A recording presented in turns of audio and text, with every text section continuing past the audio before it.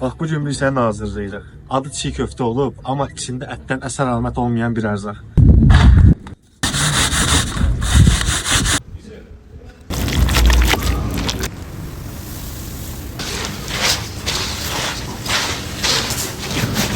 Isota bax. Bu bunun olmazsa olmazı.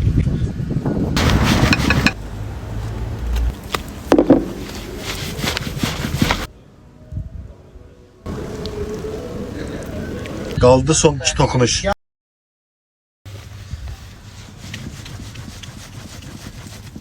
İki saatin sonunda hazırdır.